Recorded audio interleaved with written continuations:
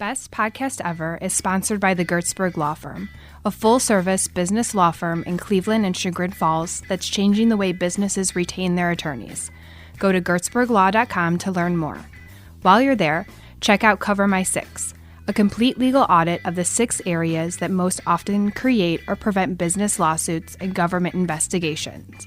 Go to covermysix.com to learn how we keep you safe. Enjoy the show. Ladies and gentlemen, you're about to listen to the best podcast ever recorded. We know what ideal looks like based off mathematics and data, and we hire towards that ideal. Hey folks, Alex Gertzberg here. Thank you for joining me again.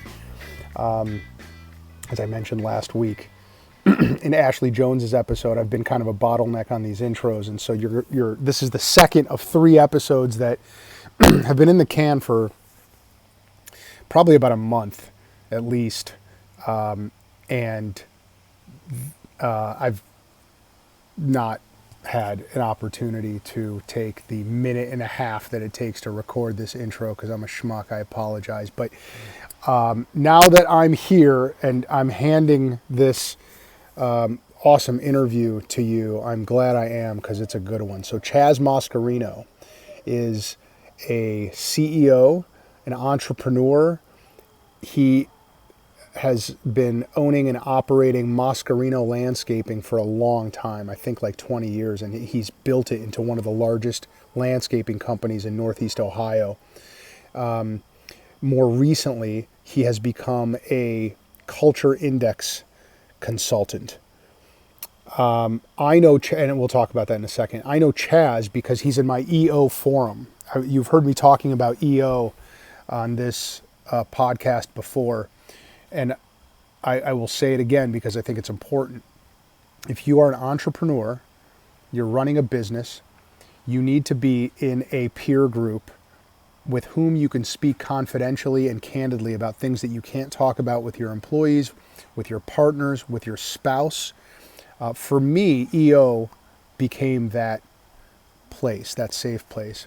And so once a month, there's a lot of things that EO does, and I don't want this to be a commercial for it, so I won't speak too much about it. But once a month, Chaz and I and several other forum members get together, and we have our forum meeting. And I've only been in it since December, but it's been pretty life-changing already.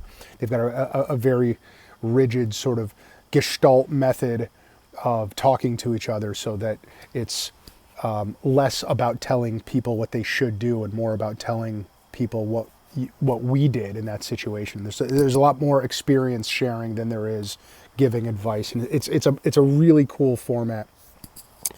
Anyway, that's how I know Chaz, is through EO. We're in the same forum. He's an amazing dude.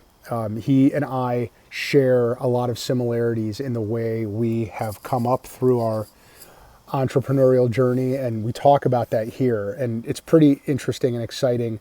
And I will let you listen to it for yourself.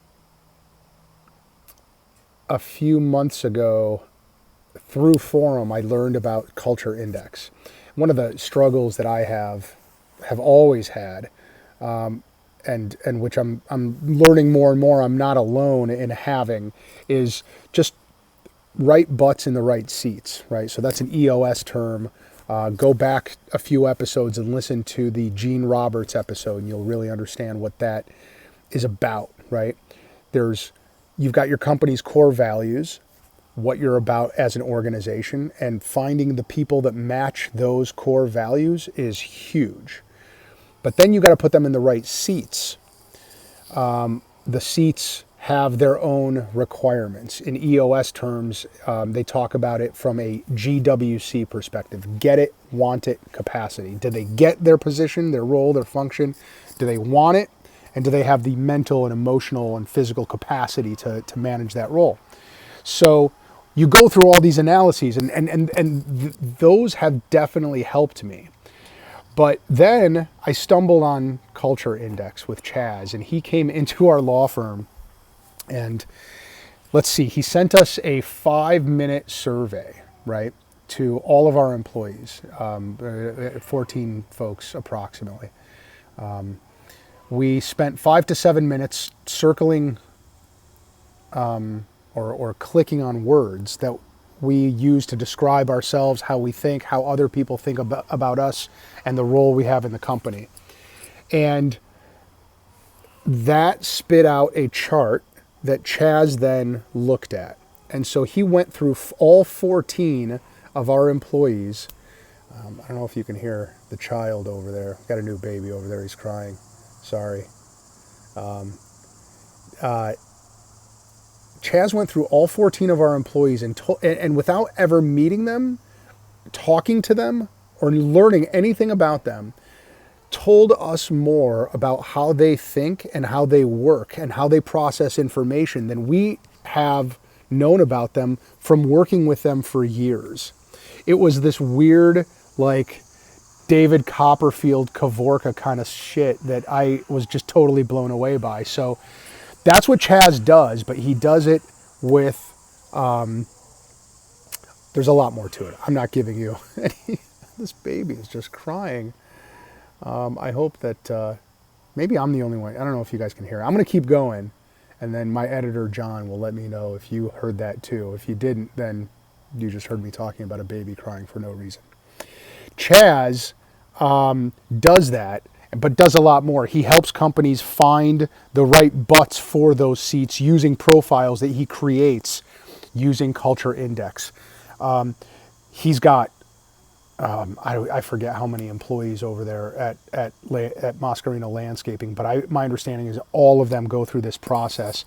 It is highly diagnostic. It's highly scientific, and it totally blew me away. And when I went through this process with Chaz, I immediately invited him to the Bar Association Legal Innovator Committee that I chair, asked him to speak to them. He did. He blew them away.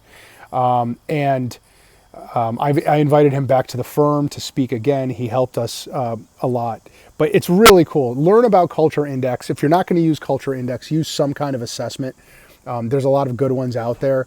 But this one is it's bananas. It's really powerful. So I wanted to make sure that I got Chaz on this podcast to talk about it and to tell you about it. So that's what he does. We don't spend a ton of time on Culture Index. We talk about the entrepreneurial journey and how COVID has affected his business and how he has grown and pivoted and just evolved his business over 20 years. This is a great episode. I think you'll enjoy it. One last thing, as I mentioned last week in Ashley Jones's episode, which I highly recommend as well, we just started, go to gertzberglaw.com and subscribe to this new cool email newsletter that we just started. It's 3 tips every week or 2. 1 entrepreneurial fix, 1 random fix, and 1 legal fix, right? So 3 useful, actionable tips to help you in your business and your person, your family.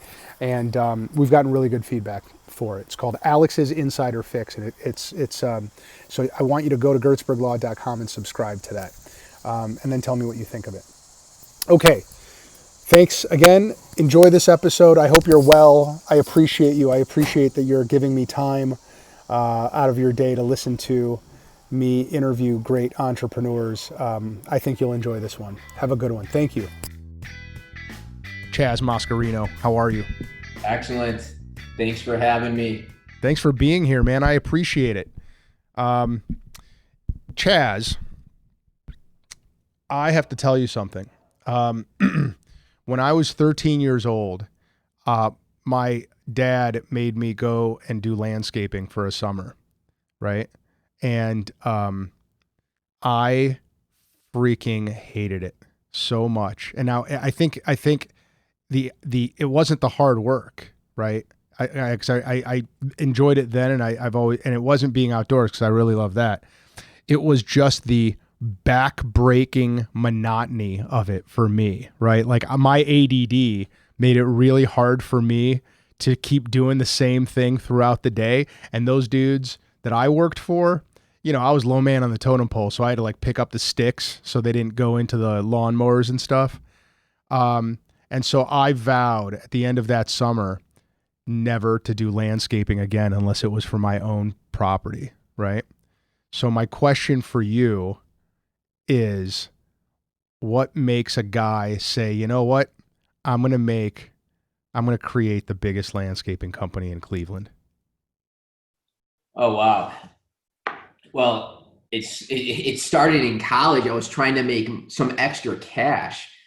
And when I got out of school, I tried to go get a job, and I realized I don't do really well working for other humans.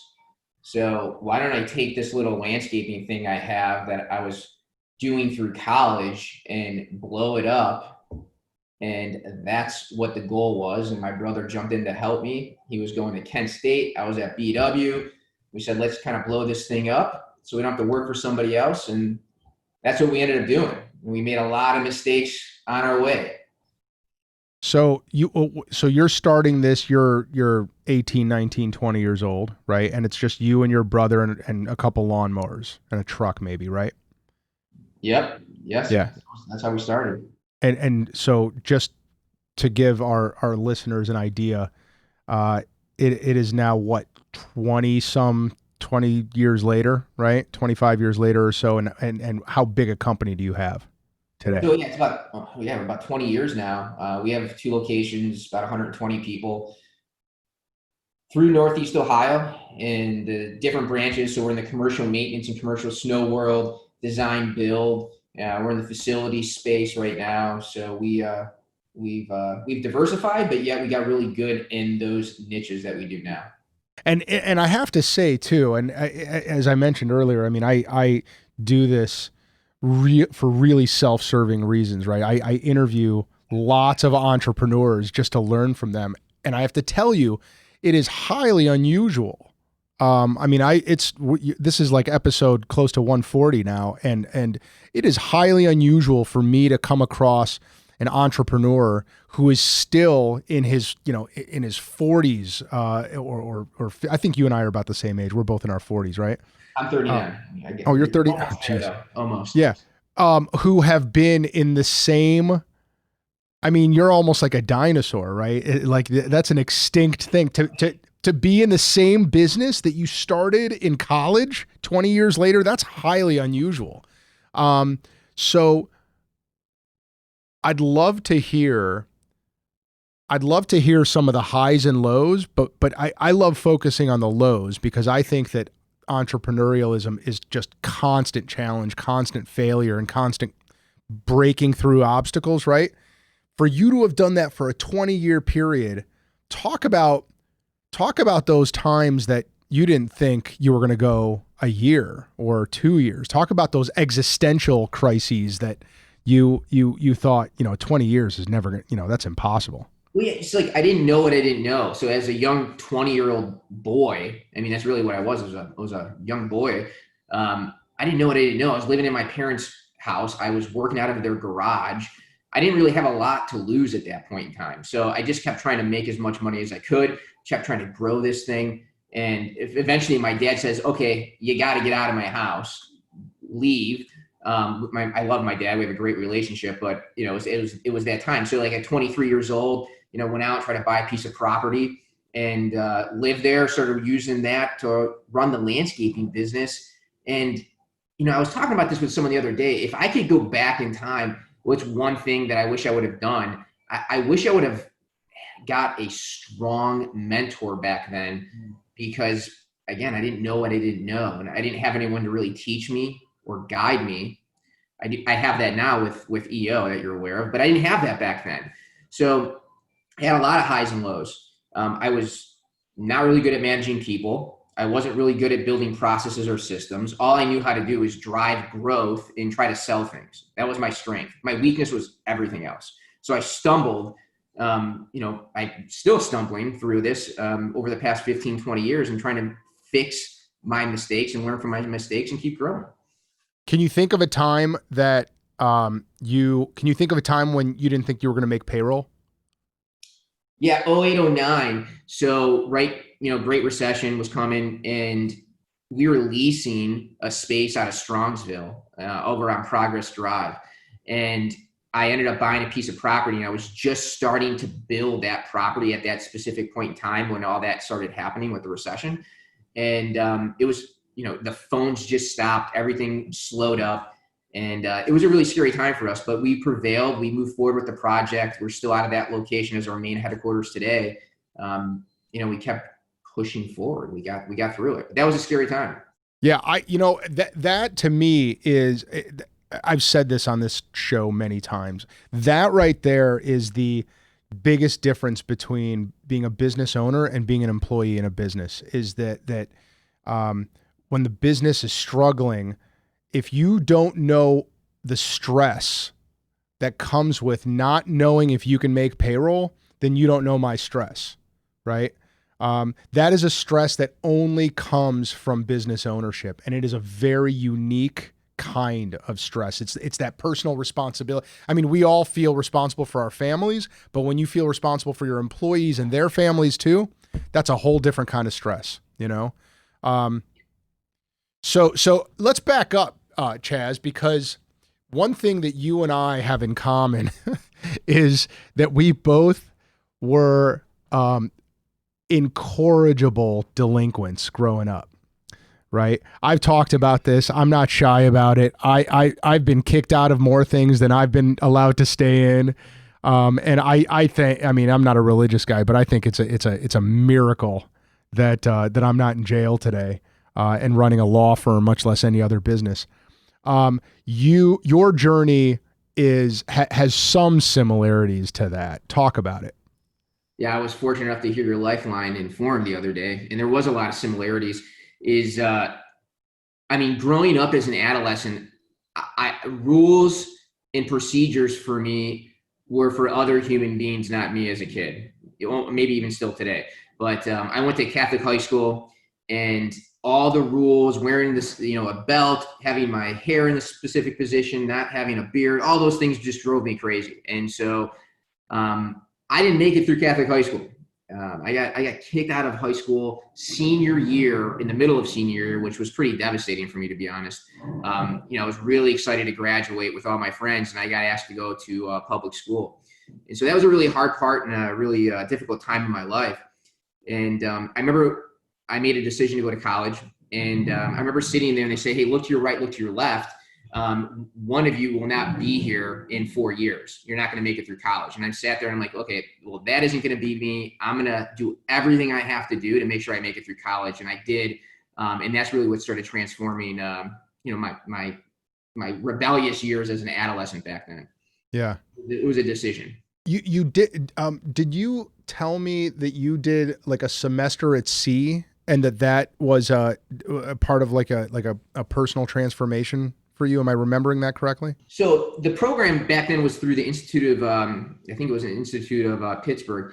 And so anyway, I saw this on MTV, Road Rules, back in the day. Do you remember Road Rules? You ever catch that back then? There was Road Rules, and then there was another one where they all lived in a house. They went together, didn't they? Yeah. It was like yeah. So they did this semester on this cruise ship, and I remember as a kid watching this, I'm like, oh my God. They're traveling around the world, going to all these different countries, and they're living on a cruise ship. Like, I have to do that. Well, it was, they had the program there at BW. So I signed up, I applied, and I was accepted into the program. And so we literally, there's 700 college students. You live on a cruise ship. We started out of Vancouver, Canada. And it was during 9/11. So actually when 9/11 happened, I was in the middle of the ocean. I was a week into our 2-week journey to Japan.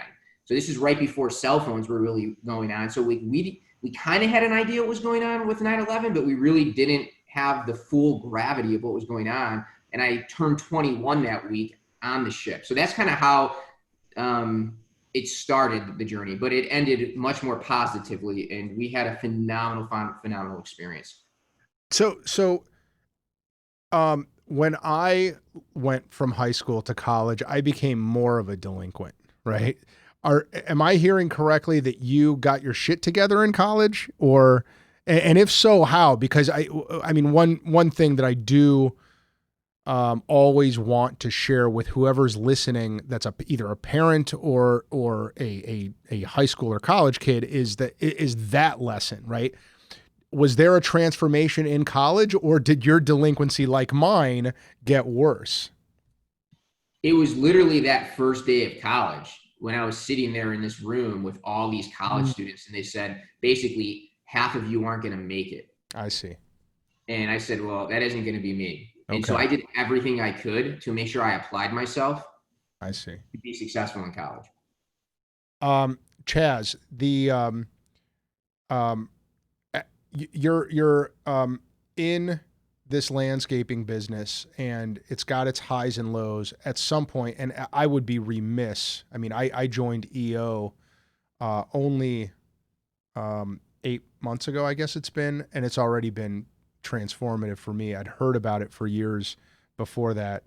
But it's been so meaningful for me that I would be remiss if we didn't talk about it as part of your entrepreneurial journey. So talk about that. At what point do you join it, and what has that experience been like for you? So it was funny. I was doing a lot of projects. We were doing these construction projects for all these EO members. And I remember I bumped into like an Aaron Grossman and several other of these entrepreneurs that were like, Chaz, why are you not in EO? And I'm like, I don't need that. And finally one day I got invited to go golfing. I'm not a golfer. They were there to persuade me to join EO. And I finally bid. I'm like, you know what? I'm going to try it. And I never looked back. I've been in for about 6 years now. And it's not only the business side that's really transformed. It's personally too. The relationships that I've made, I think, is almost even more important than how it's helped with my business. And I know you're about 8 months into it. You've been meeting a lot of people in there too. But in the other piece of it is it's global. So my wife and I don't know if I told you this story, is that we just had our first baby, and my wife is a twin. She was adopted from Bulgaria. Her and her twin sister. They were adopted here when they were 3 years old. And so I wanted to surprise her and take her back to Bulgaria before we had our first child. So we did this almost month-long trip in Europe, and I surprised her, took her back to Bulgaria. And so there's an EO chapter there. So I reached out to them prior to us going. I said, hey, here's the story. Wife was adopted. We can't find the orphanage. Is there anything you can do? And the day before we were going to fly in, they actually ended up finding the orphanage, set us up a private driver to go out there. We got to meet with the gentleman who ended up being the person who raised my wife Colleen and her sister Katie until they were 3 years old. And it was a phenomenal experience. My wife was in tears all day. I mean, but that was the power of EO. Like, I never would have been able to do that without EO. You know, I don't mind talking openly about something that you heard me say at Forum the other day, which is that I always felt growing up like I didn't belong, you know, like I stuck out, like I don't know. I always felt very different, partly because of my own immigrant status, among other reasons. But I got to tell you, I mean, I definitely, over the last 8 months, you really do feel like you've got this second family, and it happens to have 14,000 people in it, right? But you really do get a sense of belonging, and it's a belonging with people who are going through the same scale issues and just business issues. And I kind of feel like I'm in that club that I've always wanted to be in, you know? I don't know. Hopefully I don't get kicked out of this one.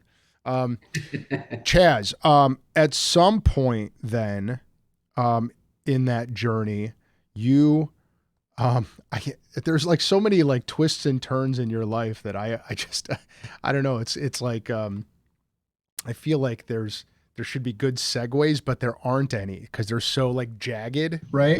Go ahead. So at some point you're running a landscaping company, a wildly successful landscaping company, in your 30s that you founded, that you've grown, and you said, you know, I think I want to get into this employee psychological assessment world, right? And you get into Culture Index. So, which I don't know, in some ways couldn't possibly be more of a detour from a landscaping business, but in some ways it's all people, right? Yeah.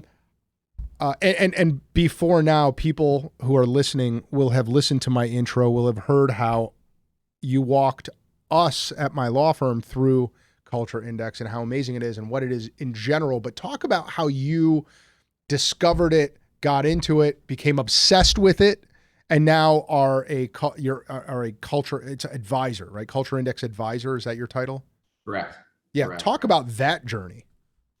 Well, one, I'm not a real warm and fuzzy culture kind of guy, so my culture at my business really wasn't that good. And, I don't get into the rainbows and butterflies and the warm fuzzy. That's just not how I'm wired. I'm kind of a naturally direct, blunt, assertive, hard-headed human being. And,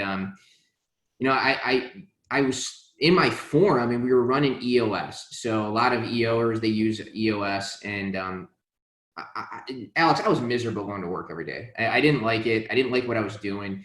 And, how long ago is this? What's that? How long ago was this? About 5 years ago. Okay. And so I go to my forum and I'm like, I have to find an integrator to run the day-to-day of my business. I suck at it. I'm not good at it. And I don't enjoy doing it. And so they're like, hey, we've been telling you about Culture Index for years. You haven't done anything with it. And I was using all these different assessments. I used DISC and I predictive index and all these other tools that I thought were really good. But what I really found out is it never really changed the way I think. So like I thought I was bringing on like top talent and bringing it into the organization, but I didn't know how to manage it. So they said, hey, talk to my guy. So I kind of did what you did. We had a half-hour conversation and he read me back the data. And I couldn't believe what he could see within this stupid 7 to 10 minute survey. I'm like, you can see all that in 7 to 10 minutes. And so I ended up making a strategic move based off that data that I never would have made to bring in an integrator who's still my integrator today. And I fired myself from running the day-to-day of the business because I wasn't that good at it. Became a client. And I fell in love with the human analytics of this program. I just fell in love with it. It was a cheat sheet to human beings for me. And I'm not a social outgoing person. So for me, it was a cheat sheet to humans. And so I started helping all my EO friends and my Vistage friends with the program. And I'm like, you know what? This is silly. I'm really good at this. I'm gonna continue to do this and be paid to do it. And so that's how I started into Culture Index. So I'm sure that I didn't give it justice when I introduced it, other than in general, Culture Index is, let's see, 4, 5, 6, 7 data points, right? Each chart has the 4, and then there's a 2, and then there's a 1. Is that right? Well, there's 7 work-related traits. That's it. 7 work-related traits, and to really drive 3 outcomes for CEOs is, how do I get more top line, bottom line, and scale? Which means for guys like you and me, you're about to do a big, nice vacation here at the end of the year. And I like those too. But how do you guys like you and I, how do we go on vacation with our families for a month at a time and leave your cell phone at home while your company's still growing? How do I build a team around me so I can do that? So do you own a job or do you own a company? Right. Yeah. Yeah.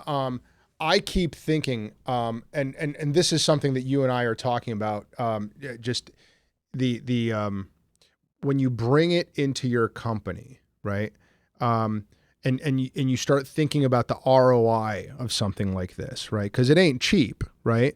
But neither, this is what the conversation that I'm having with my leadership team right now, right? You know what else ain't cheap is making the wrong hiring decision. That is expensive as shit. Right. And we have done it like every other business has done it. And it's painful. It's painful to unwind. And it's like everybody, ultimately gets to a place, I'm convinced, as an entrepreneur, where you decide, you know what, I'm not going to follow my gut anymore. I'm going to get more data driven. I'm going to run my business based on data instead of my intuition. Intuition will have a place, but I'm going to be a lot more scientific about it. What is the conversation that you have with your clients, your Culture Index clients, about ROI? Well, I always start with this. It's like, Gallup does a poll every year, and I know exactly where it came in for 2019, but approximately 70% of the workforce that they survey are actively disengaged or disengaged at work.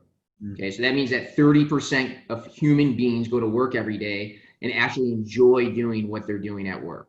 So why the disparity, right? Why do we have over approximately 70% of the workforce that goes in every day that doesn't really enjoy what they're doing? So when we're taking square pegs and shoving them into round holes, that's what we see happening. So what we're doing, Alex, let's just say, I used this with like a manufacturing company the other day. So they have a general manager that's running this plant. What's he make? Let's say he's making $75,000 a year. And let's just say for round numbers, he's got like 5 direct reports that work for him. And those direct reports make $50,000 a year. So Gallup says that non-client facing, I believe it's non-client facing human beings that work for an organization, the cost of turnover is about 2.8 to 3.2 the annual salary expense.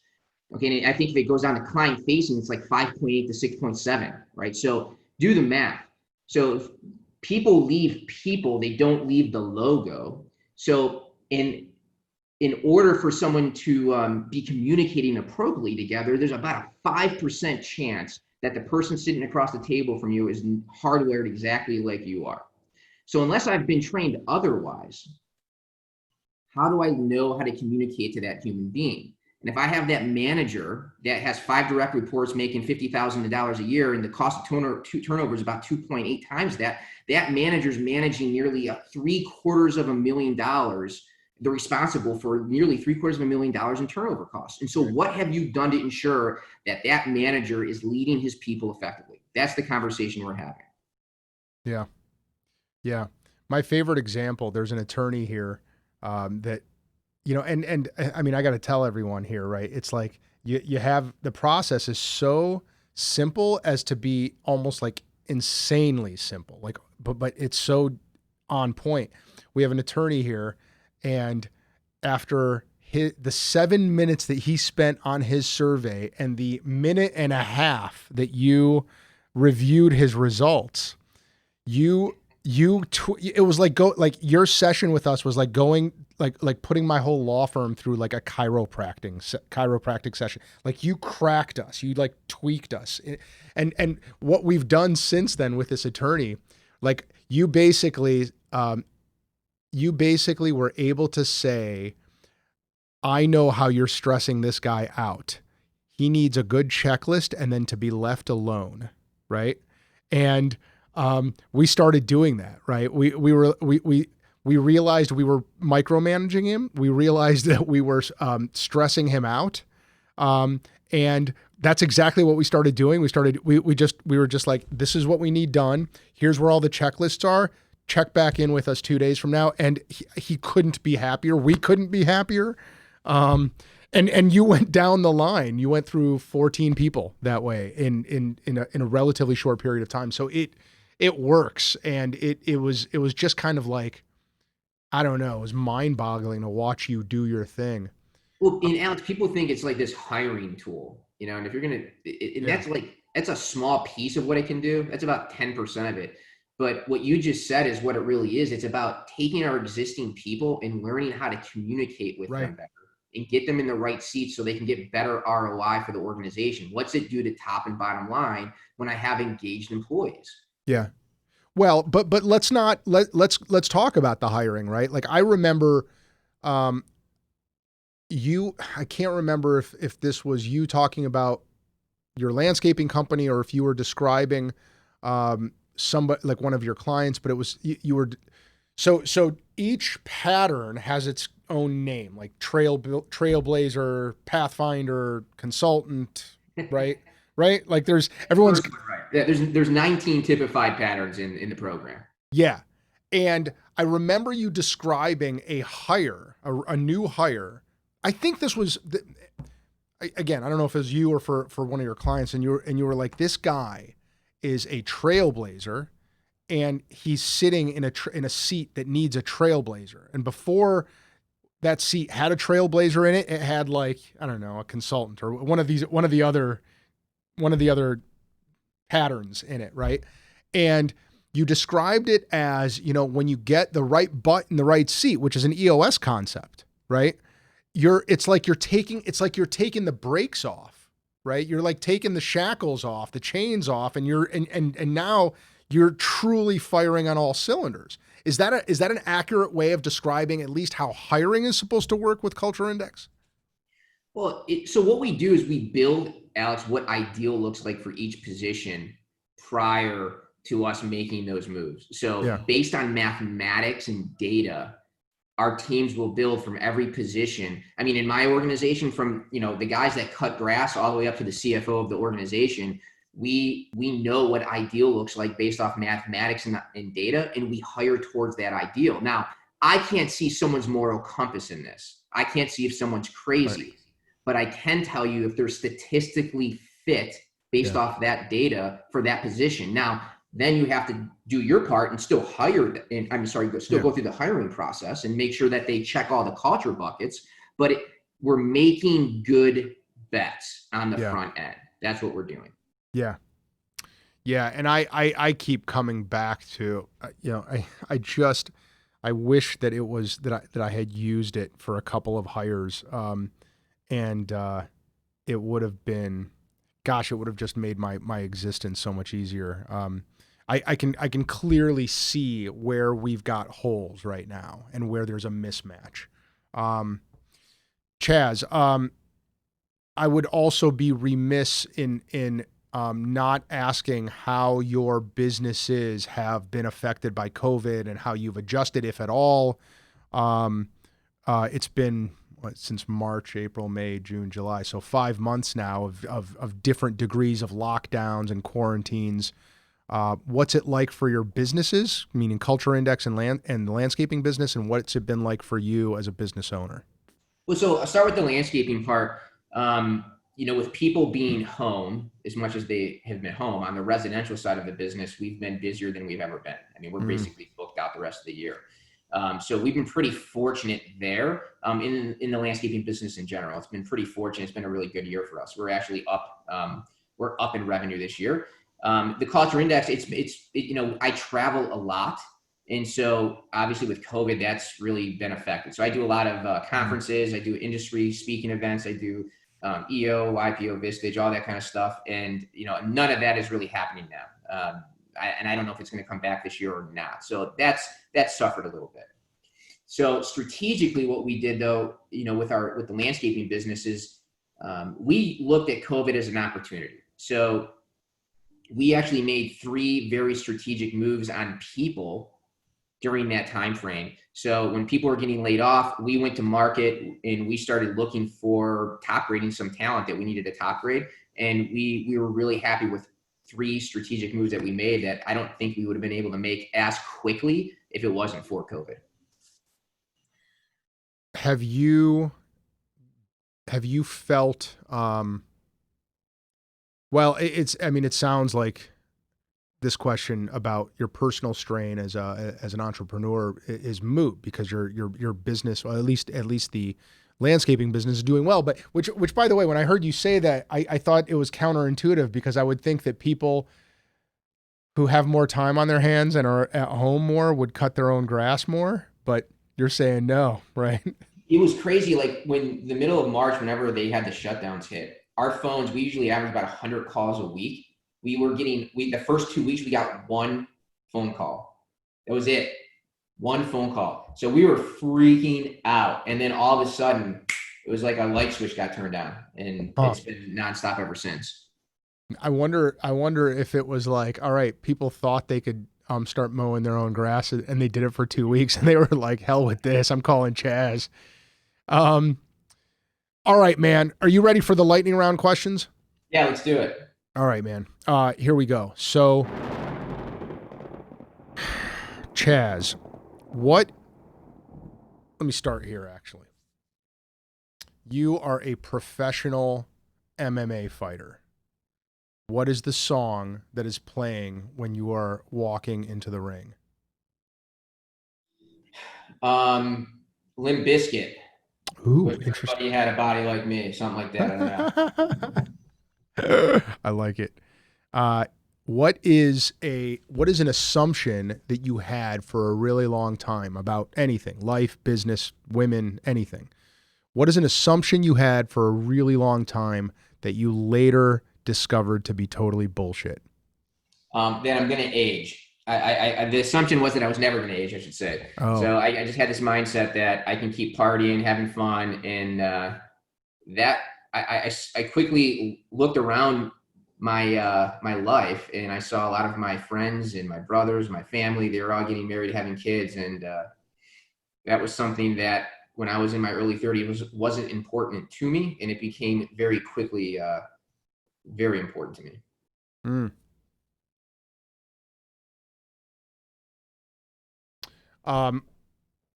Can you think of a misconception that people have about you?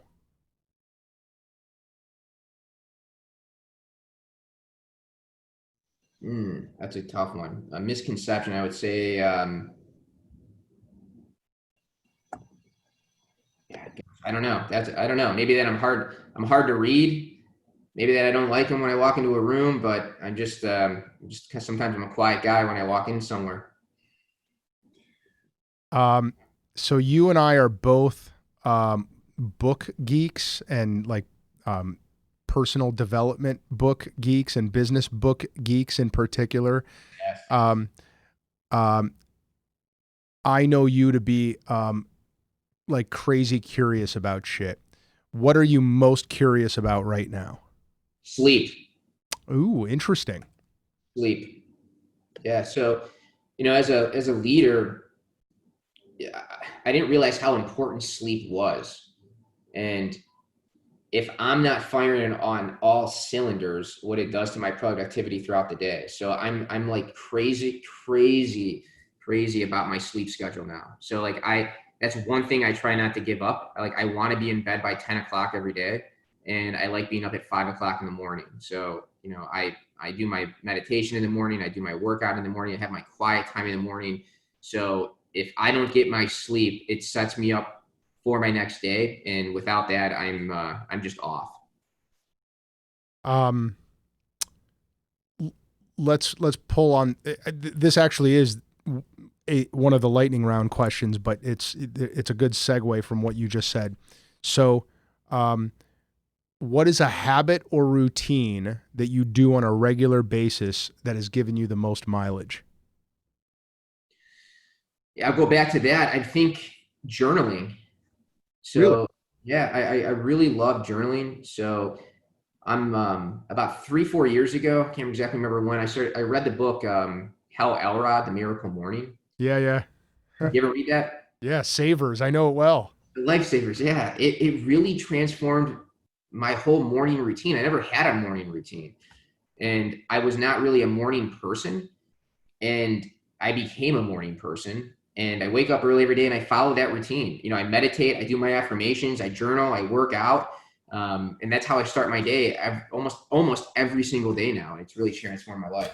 When you journal, do you have prompts or is it total free form stream of consciousness journaling? Yeah, great question. So I start with I start with what I'm grateful for. And sometimes that's hard. So I'll try to do 3 things that I'm grateful for every morning when I write. And it's literally right here. Here it is. I every morning, that's where I'm at. And so I start 3 things I'm grateful for, and then I'll kind of just go free flowing from there. Yeah. And the other thing is I'm trying to write for my daughter too. So I started another journal for my daughter. I want to stay on this topic for another minute or so and encourage everybody, if you do only one thing as a result of this episode right here, start that habit for about 1,000 different reasons. But one reason to do it is, Chaz, and tell me if this is, do you ever go back and read any of your prior entries? All the time. Yeah. So for me, I read them and I'm like, holy shit, I never would have remembered that happened or that I felt that way at that time. I feel like that habit, that journaling habit, has solidified the permanence of my life. Everything is so temporary from a recollection standpoint, but that's like one of my favorite aspects of it. You find that to be true? Oh yeah, like we were on a ski trip 2 years ago, and we were sitting here last month talking about the ski trip, and they're like, "Hey, do you remember the guy we met on the mountain that did this, this, and this?" I'm like, "I don't remember his name, but I guarantee you it's in my journal. Sure as heck, it was right in there." Yeah. And like, oh, it was this, and this is what we did that day. Remember we did this? I'm like, I totally forgot all of that. At that ski trip, were you dropped out of a helicopter? Unfortunately, that one I was not, but I am an avid heli skier. That is bananas to me, right? That is on my bucket list for sure. You must be a really good skier, right? Because I mean, that's fresh track, that's top of the mountain, that's avalanche risk, right? I mean, that's serious shit. It is. It's not like you're not literally jumping out of a helicopter. And when you're skiing in like literally 3 feet of powder, it's a different type of skiing than when you're on a regular mountain. But yeah, I can hold my own with skiing. I love it. I go out to Jackson Hole every winter. They have a steep and deep camp out there, and so I get to ski with some really good skiers. But I don't feel when I feel. Let me just put it this way: when I'm skiing is when I feel the most free. It just frees my mind. Did I tell you my collarbone story? No, tell me. So 2.5 years ago now, I was in Alta, in Utah, and I was at the top of the mountain, and I was not and have never been a really good mogul kind of a guy, right?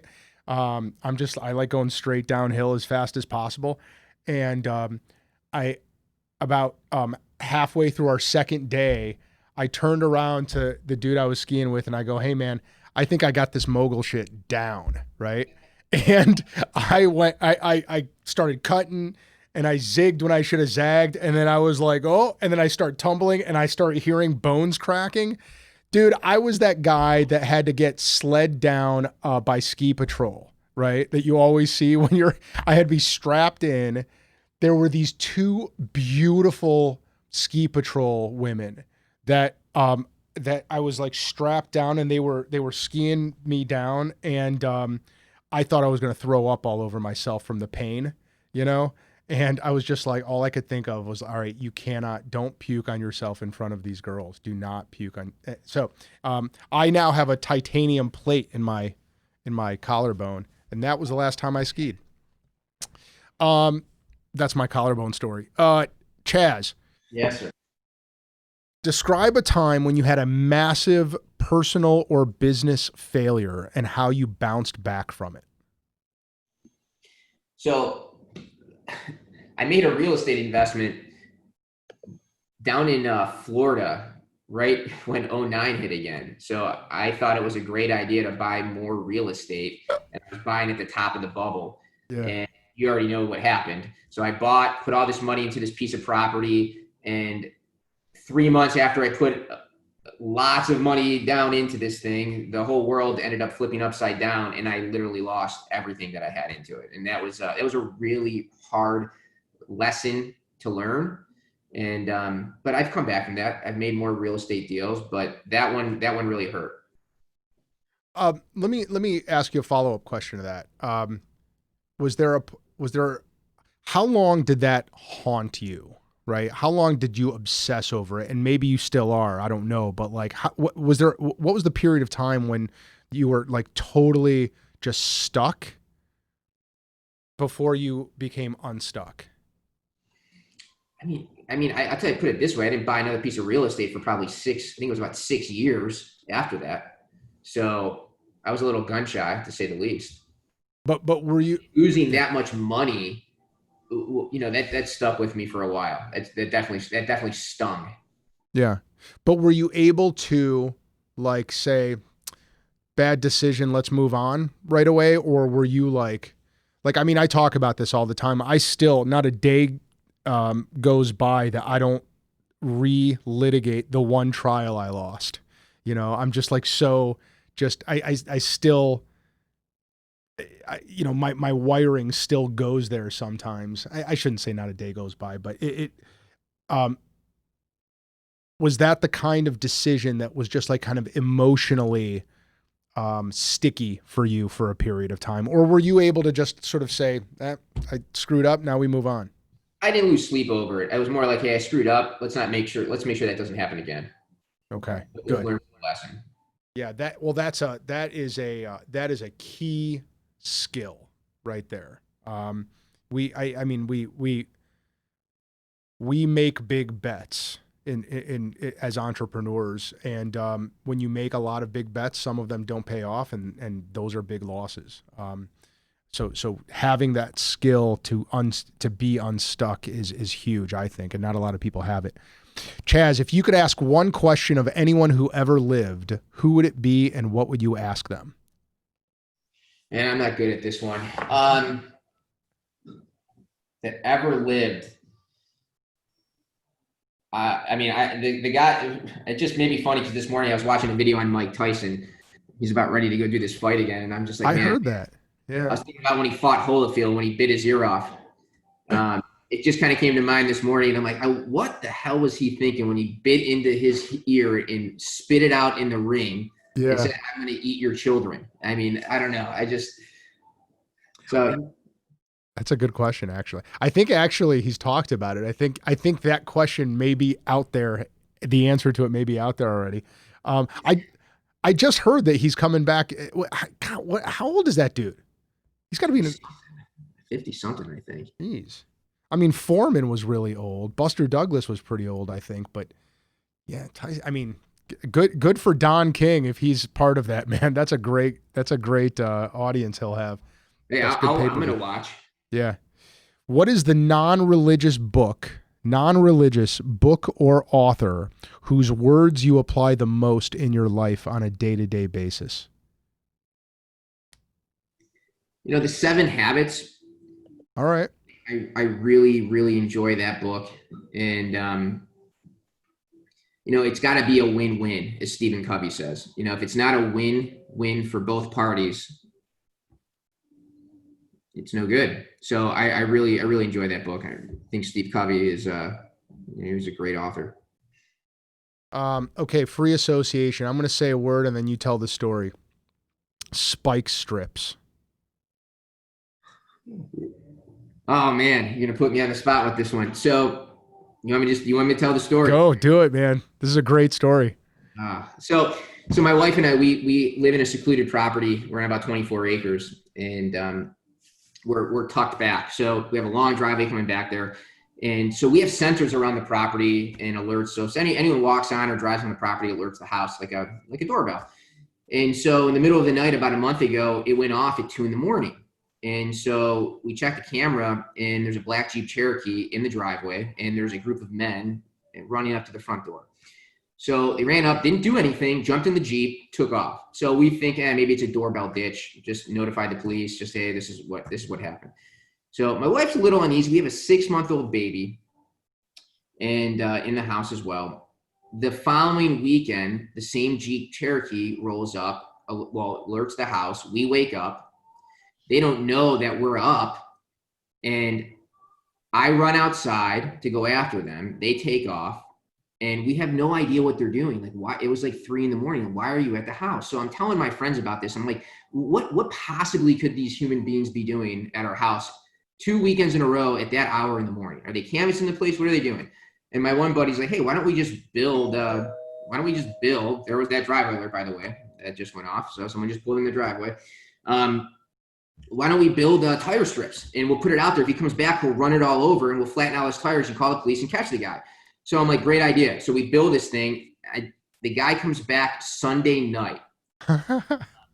I didn't think he was going to show. I'm sleeping on the couch. I'm ready for him. My wife and I have a game plan. I'm like, hey, if he comes, you call the police. You turn the surveillance lights on. I'm going to run outside, which I probably shouldn't have done, to try to catch this guy.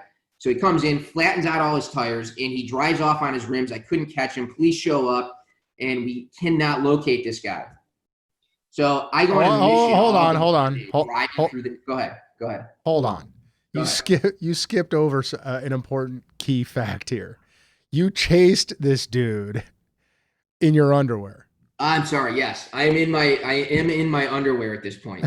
And you're like, I mean, if it were me, right, I'd be like, man, I don't know what kind of psychopath this guy is, right? But you're like, I'm out of here. Honey, lock the door. And you're in your Speedos driving down the street, chasing this dude with blown out tires. That's bananas to me. Well, and I couldn't get out of my driveway because when he hit the boards, they went up into his wheel well, exploded. So there's nails all over my driveway. Yeah. So I have to clean up the mess. And I go after trying to chase this guy.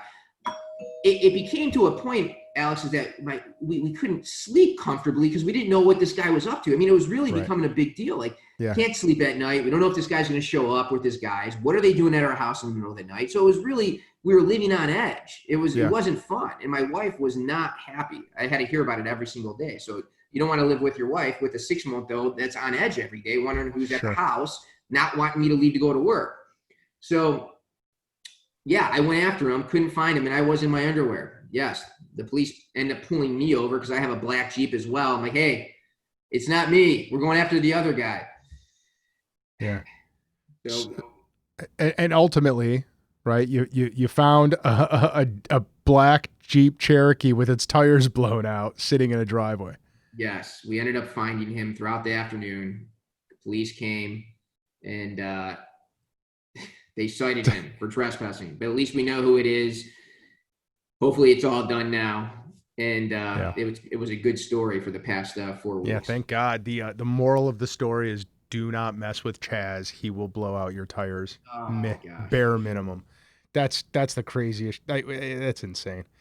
All right, Chaz, we're going to wrap this up with the final couple of lightning round questions. The irony of the lightning round is that there's nothing fast about it. What is the metric you use at the end of the day to determine whether you've had a good day? A good day for me, the metric is if I can spend time with my wife and my new little baby girl, and be home at a normal hour for me, which is like 5:30. If I'm home at 7 o'clock, 8 o'clock, I don't get quality time or family time with them. That really hurts me. Okay. The final, and some would argue the most stressful lightning round question is, what is an embarrassing thing about yourself that only a few people know? And for extra credit, for bonus points, that no one else knows? Well, what my close friends know is that I always forget to zip my fly. So I go to the bathroom and I just am so obsessed with washing my hands just before COVID, and I just never zip my fly. So my fly is always down. You're catching me all the time, Alex. It's always down. That's a good one. You're not going commando, I hope? No, I'm not commando. I get laughed at all the time from my family and friends. Like, oh, your fly's down again. I'm like, yeah, I'll get that. I'm sorry. That's hilarious. Yeah. Do you want to go for bonus? Do you want to go for bonus points? I mean, that's a pretty good one. Yeah. That no one else knows. Something embarrassing about myself. I don't have one yet. Nothing's coming to mind. I wish I would give you one. I just can't think of it. Well, you scored highly with the fly being down answer, so that's very acceptable. Chaz, this was awesome. Thank you for doing this. I appreciate it. Is there anything that I should have asked you that I didn't ask? Is there anything that you would want to get out to the universe? Anything you're working on? Anything that's important to you that you'd like to blast out there before we adjourn? Well, no, if you're a CEO, I guess if you're CEO and you're not in a good peer group, then EO is, I think EO is a really, really powerful group. It's really transformed my life personally and professionally. And if you're a CEO and you're utilizing EOS, I think Culture Index for me and many of my clients, it's been its secret sauce. And if you ever want to take a test drive, and see what's under the hood of your team, feel free to reach out to me. I'll give you a complimentary demo for Culture Index and see if it's a good fit for you or not. Yeah, and so folks, wherever you're listening to the sounds of our voices right now, if you scroll down, you should see links to Chaz, his contact information, to his website, his LinkedIn, I'm sure is in there too. And Chaz is extremely generous with his time, was for us, and really provides like transformative information about your people, about you. So I would encourage you to take advantage of the opportunity to talk to him. Chaz, I appreciate it, man. Thanks so much, buddy. Thanks for having me, brother. All right, man. Thank you. Later. Folks, thanks for listening. We're going to catch you next time. We hope you enjoyed this episode, and we thank you for listening. And remember to check out the Gertzberg Law Firm. Whether you are starting, running, growing, or transitioning a business, or if you need to create or update your wills, trust, or estate plan, our team will give you an incredible level of personalized attention and a passionate commitment to meet your objectives. We are veteran-owned, and our award-winning lawyers have the highest ranking from Super Lawyers and Avo. We have also recently received the coveted Weatherhead 100 Upstarts Award for a second year in a row, and we are among the first Ohio business law firms to offer our clients a non-billable alternative on every single matter we handle for them, and opt out of the billable hour. What we are most proud of, though, are the many things our clients rely on us for. We successfully defend them in court, but we also help them avoid the courtroom with our Cover My Six service.